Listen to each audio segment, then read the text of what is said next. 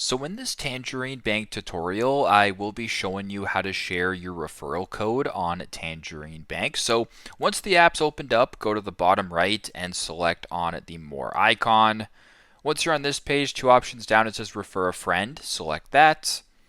Now, once you're on this page right here, you're going to have access to your referral code. So if you want to go ahead and press Refer a Friend at the bottom, you can send that directly to someone. Or if you just want to make it a little bit simpler, you can simply scroll down to where it says Orange Key Referral Code.